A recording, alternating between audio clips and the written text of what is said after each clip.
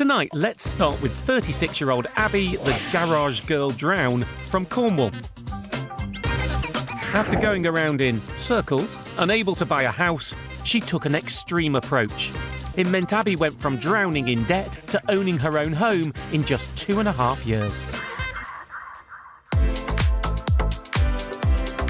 Going way back, I used to spend money like I didn't really care about it. So I would get paid and my bank balance would go back to zero. One day I was at work and I got a bank loan of like 5,000. It took 5 minutes to get. And that just went on going out. I thought I still want that money, so I got another 5,000. So I just spent money and didn't really care about the consequences of it either. Abby began to realise the error of her ways when she split up with her boyfriend and had to leave the home they shared. I moved into the house share. It was fine, but I was living with strangers. I just thought, I don't want to do this anymore. I just want to have my own house.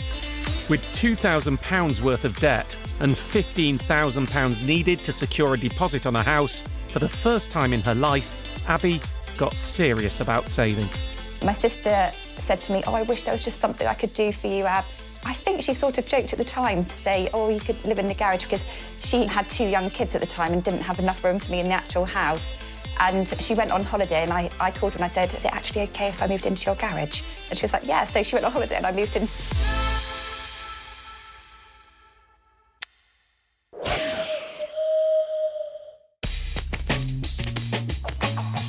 Once I was in the garage, I didn't have any outgoings. I didn't buy anything. I didn't buy any new clothes or anything like that, and just put all the money I had into a savings account for the deposit for the house. Going cold turkey on spending is good. Sacrificing your standard of living by sleeping in a garage is extreme.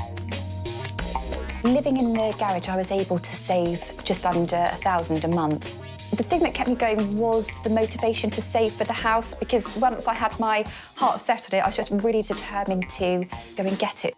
I just told myself it was just a place to lay my head, because I spent the evening upstairs with my sister and her family, and I would be at work in the daytime as well, so I do think it was well worth it. My niece even thought that everyone had a mummy, a daddy and an auntie house that lived in a garage at one point as well. 2.5 years later, Abby realised her dream of being debt-free and a homeowner. It was quite funny how it worked out, really, because I found the house that I would like, but it was just a plot at the time. It wasn't even built. And then by the time I had the deposit, the house was ready, so it all just fell into place really nicely. Abby's attitude to money, honed in that austere garage living, has continued. She's not the old big spender she used to be. She furnished her entire house by hunting out the best deals and bargains, and any spare money now goes towards making overpayments on her mortgage. That saving habit, so hard earned and fought for, is paying off dividends now. My mortgage payments are £388 a month. So what I've been doing this year is just saving extra to pay off a chunk of my mortgage. So I'm going to be paying off £7,000 this year. It's just really nice to have a place that you can come back to and call your own. It's lovely, isn't it? But I'll be honest with you, I wrestled with myself over whether to include Abby's story in the programme. Because in some circumstances, living in a garage comes close to meeting the technical definition of homelessness. It's not something anybody should be taking lightly, and there can be permission issues too. But in Abby's case, she made an active decision to do it, and she had access to other facilities that make it more of a home too. And it's worth noting, if she can continue her current levels of mortgage overpayment, she could be mortgage-free within a decade, having saved over 10 grand in interest. Now for this week's money-saving mission. This show may be about extreme savers, but I also want to give everyday folk a taste of the extreme. And the best part, our volunteers have no idea what they're in for. This mission takes us to the London home of Jules Stokes. Your money-saving challenge: should you choose to accept it, is to walk around your house and sell everything you've not used or worn within the last year for as much money as possible. This tape will self-destruct in 5 seconds, or you could try and flog it. Good luck! I'm not really sure if I want to do that, actually. I'm a hoarder, so I'm not going to... I don't know if I'm going to do that. I don't know, though. I've got a lot of junk, so maybe I could sell 10 dresses and I wouldn't even miss them. I'm not sure how I feel about it. Maybe it's a good idea, maybe it's not. I don't know. Oh dear, are the wheels going to come off this one before we've even started?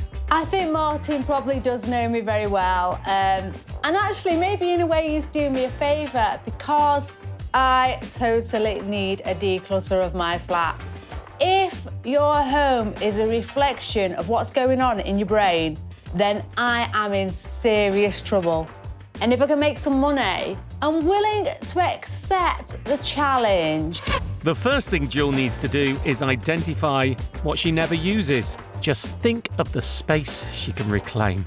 Never worn that.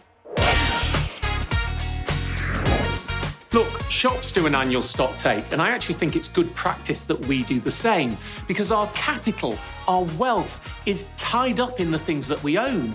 So if we never use them, it's a waste. You may as well sell your stuff and use the money to buy things that you'd actually use or would at least make you happy. I'll show you how Jill gets on with that later. Now meet 47-year-old Julie. I'll give you a piece of my mind. Ike from Worksop. Julie is one of a growing band who make money from constantly taking part in surveys. She's already netted over £5,000. It all started when she was made redundant. I'd always done a few surveys in the past, but I thought now is the time I can focus more on it. And the idea was that I could then contribute to our holiday fund. But it soon became apparent, the more money rolled in, that I could actually pay for the holidays rather than just contributing to them. Some of the surveys pay by points and others pay by cash. Others pay by vouchers. Within a few months, it had got up to £400 a month. This particular month, I've had a really good month, and we're going to look like possibly more like £600–700 for this month. But yeah, it's certainly achieved more than I expected. Julie does a range of subtly different things. There's online surveys. It could be have a Zoom phone call with somebody from a company that wants you to review their latest app, and they just want you to try it out.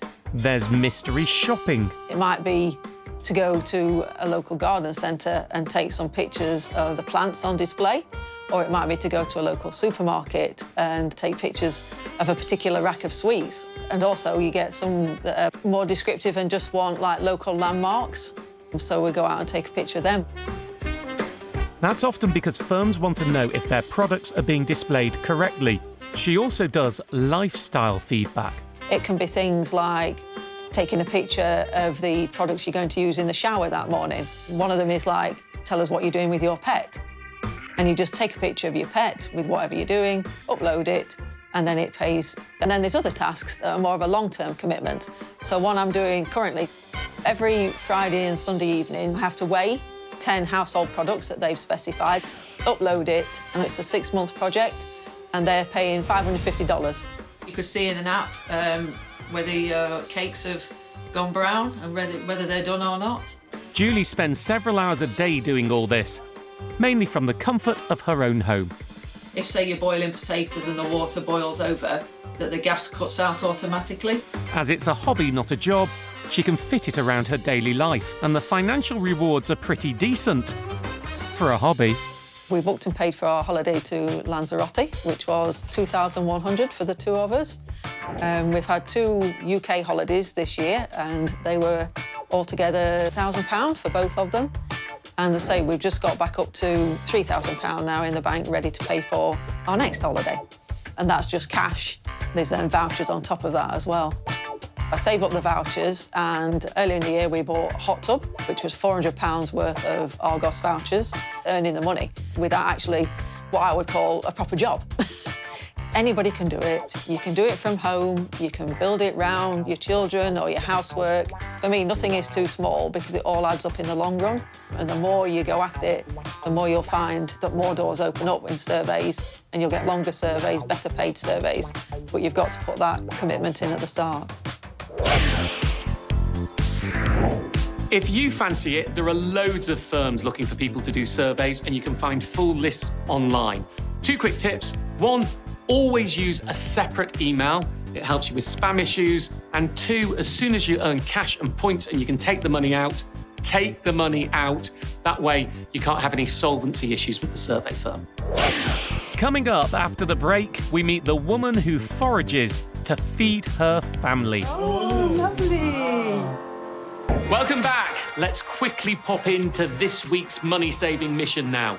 Remember, I challenged hoarder Jewel to consider selling everything in her house she's not used or worn in the last year.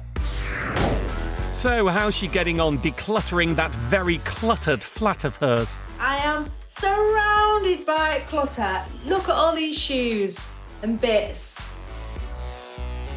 I was just surrounded by so much stuff, but hopefully I will sell some more next week. These shoes here, someone's watching these, so hopefully they will go. Someone is also coming to look at the TV in a bit, so hopefully they take it, please. Electronic items, now you literally have to pay someone to take them away, let alone sell them. So fingers crossed, at least I get a few quid for it. Will Jewel get any takers? We'll find out later. Our next extreme saver believes good food shouldn't cost or hurt the earth. 48-year-old Yuki, the wild woman, Soye from Surrey, has slashed hundreds of pounds off her family's food bills without compromising on taste. My passion in this is that you don't have to spend a lot to eat really well and live like a king. Yuki may look mild-mannered, but this is a woman who's at home in the wild, and she manages to save money from it. Yes, Yuki is... Oh, nettle beer. Delicious. a forager. I love this one. This is my favourite this year. I love cooking. I love food. Oh, look, it's pasta. Oh, lovely. When I was growing up, I think my mum used to spot wild herbs. Since I've moved to Surrey, I have a lot more friends who are foragers, and it's really sparked an interest. And then those little fine green seeds are... Nettle seeds? lovely. Can I eat my fingers? Yes, you can. Foraging isn't something I've really looked into, so I was fascinated when Yuki told me what she was doing. And it does save her plenty of money, but at its core, it's a lifestyle choice. That tastes amazing. Very rich. I can taste the nettles. I've got the richness of the nuts that makes it really creamy. There is dandelions. There's sloes. Hawthorn berries are amazing. There's wild garlic. There's elderflower. Ooh, lady smock. There's a lovely herb called wood arvens, which is herb Bennett. We literally go out on our bikes, or we're just kind of enjoying the countryside, and it's literally things that we notice. One of us will say, oh, look. Is it edible? I don't mind if mine's the... So how many are you on, Emily? It's not about phones and iPads, it's about connecting with nature. This is wild garlic. It's a really kind of longish leaf with a long stem. As soon as you pick it, you can really smell the kind of garlicky, oniony smell. These are wild garlic buds. When they're pickled, they're kind of quite crunchy. So they're crunchy, they're sweet, they're sour, really good on a cheese board. You need to 100% know what you're picking. You know, it can be really dangerous if you have any lookalikes. You think it's that thing, you think it's wild garlic, but there's actually one called Lord and Ladies that looks like wild garlic, but it absolutely is poisonous. Make sure there's a real abundance of it. If it's a little patch, just walk away, let it do its thing, because, you know, it's not just for us, it's for creatures. If you want the same patch here next year, you don't take it all. In terms of public spaces, you're okay to pick for personal use only, not commercial use. It really is important to be safe. If in doubt, leave it out. Where things can't be foraged, Yuki grows them for free in her garden, rather than buying them from the supermarket. It's a growing trend, literally. I've really enjoyed my garden this year, and again, like foraging, it grows year on year, and I do different things like parsley, basil. I've got sage, thyme, lemon balm, tomatoes. I've done pears this year, and even kohlrabi. So I've had a real season of different things. And if there's still something she needs, Yuki will try not to go to the supermarket just yet. Hi, Jason. Hi, Yuki. I've got this dandelion vinegar here. She'll just turn to her trusty network of neighbours instead. I actually was about to bring something over to you. Oh, I've got some fab. hot What's that? ketchup. Oh, whole ketchup. That's amazing, because it's not in season now, is it? So we kind of trade, you know, different things according to what we have, and it really kind of builds community, and we get a chance to try out different things. Brilliant. OK, bye. Bye. Foraging, growing her own, and trading with neighbours saves Yuki a fortune on her food bill. I think I could probably go through a week without having to go to a supermarket for the bulk of my shop. Ooh. It really smells of like spinach. Things like milk, cheese, eggs, I'll probably need a shop like that. I've basically spent about £20 in a week before, and the rest of it I've used from the garden and foraged. In the course of a year, that's a few £100s that I'm saving. I mean, I live so richly without having to spend a lot of money, and that is my passion. Now for the results of this week's money-saving challenge. Has our Jewel managed to part with any of her stuff? I was totally overwhelmed at first, the challenge. I just thought, I can't do this, it's impossible. I started uploading lots of things to an online selling site, and just uploaded as many things as I could, but it just took such a long time. Taking the best photos. Yeah, I just thought, I'm never gonna do this, and I really started to panic. I was really panicking. Every person that I saw, I said, do you want a telly? Everyone was like, will you stop going on about this bloody telly? But I just thought, if I keep working every day consistently, it will pay off. So I just kept uploading stuff. I have just received an offer for a jacket, for a silver jacket. So hopefully she'll pay me today, and it's another thing that I can get in the post. So it's really exciting and doing really well with this. I've put them on eBay for £18. That's still a bargain. That's still a bargain. So they've got a good deal, I've got a good deal. Remember, Jules' challenge was to consider selling everything she's not worn or used in the last year.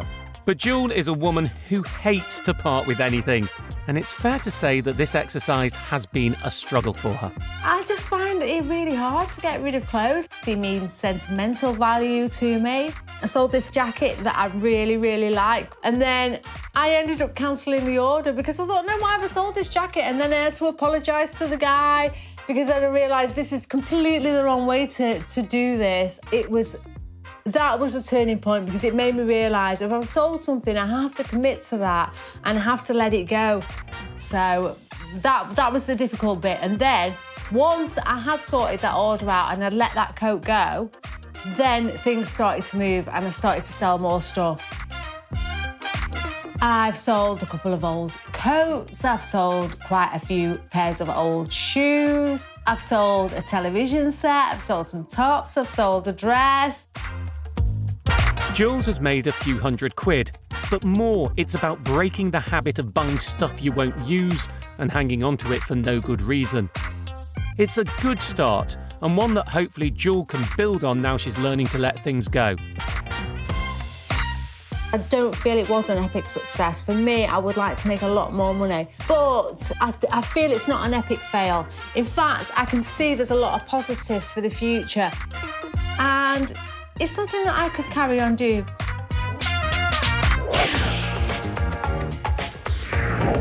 Hey, it's not a failure, it's a learning experience. Now look, The point of these challenges isn't that you should be doing them all the time.